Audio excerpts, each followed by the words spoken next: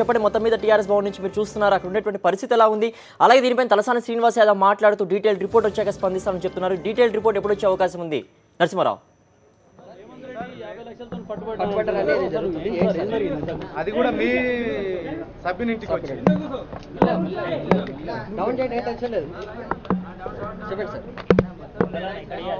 1 June 2015 Telangana శాసన మండలికి ఎన్నికలు జరుగుతున్నాయి. 6 స్థానాలను భర్తీ చేయవలసి ఉండగా 7 అభ్యర్థులు పోటీ చేస్తున్నారు. 5 టీఆర్ఎస్ పార్టీ ప్రతిపాదించడం జరిగింది.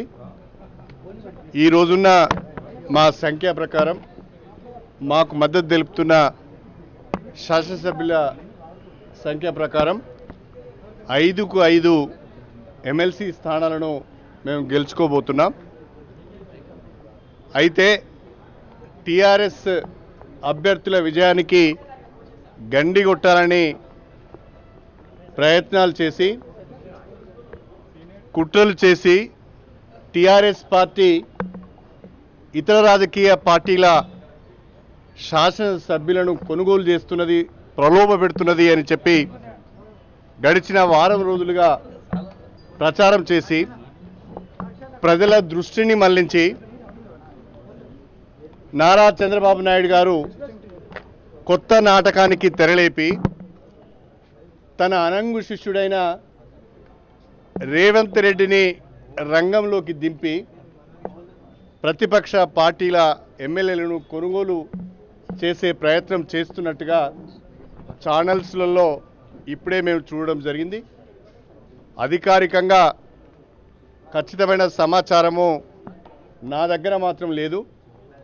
ఛానల్స్లో చూసిన సమాచారం మేరకు దాదాపుగా అన్ని ఛానల్స్ కూడా ప్రచురిస్తున్న క్రమంలో రేవంత్ రెడ్డి గారు మా నామినేటెడ్ శాసనసభ్యులు ఎల్విస్ స్టీఫెన్సన్ ఇంటికి వెళ్ళి ఆయనను గడిచిన కొన్ని రోజులుగా డబ్బుల ఎరచూపి టీడీపీ అభ్యర్థికి ఓటు వేయమని అడిగే ప్రయత్నం చేస్తూ ఈరోజు డబ్బుతో పట్టుబడ్డట్టుగా ఛానల్స్లో చూడడం జరిగింది.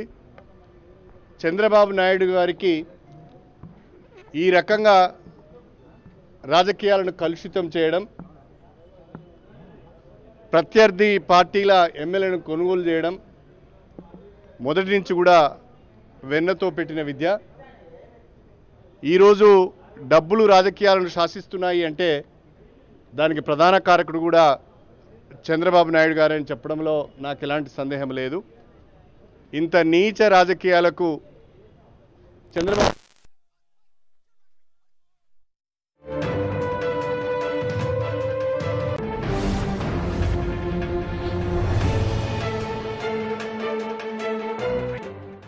కోరుతున్నాను. తెలంగాణ రాష్ట్ర ఏర్పాటును అడ్డుకోవటానికి అన్ని రకాలుగా ప్రయత్నం చేసి పార్లమెంట్లో బిల్ పాస్ అవుతున్న సందర్భంగా ఆ బిల్లును కూడా అడ్డుకోవడానికి ప్రయత్నం చేసి తెలంగాణ రాష్ట్రం ఏర్పడిన తర్వాత టీఆర్ఎస్ పార్టీ అధికారంలో రాకుండా ప్రయత్నాలు చేసి చివరికి రాష్ట్రం ఏర్పడి టీఆర్ఎస్ పార్టీ అధికారంలోకి వచ్చిన తర్వాత తెలంగాణ అభివృద్ధిని సంక్షేమాన్ని కూడా అడ్డుకునే ప్రయత్నము చంద్రబాబు నాయుడు గారు చేస్తున్నారు. ఆయనకు తెలంగాణ ప్రాంతంలో ఉన్న కొంతమంది నాయకులు ఒత్తాసు పలుకుతూ ఆయన ఇచ్చే ప్యాకేజీలకు, ఆయన మోచేతి నీళ్లకు ఆశపడి తెలంగాణ ప్రజలను మోసం చేసే ప్రయత్నం చేస్తున్నారు.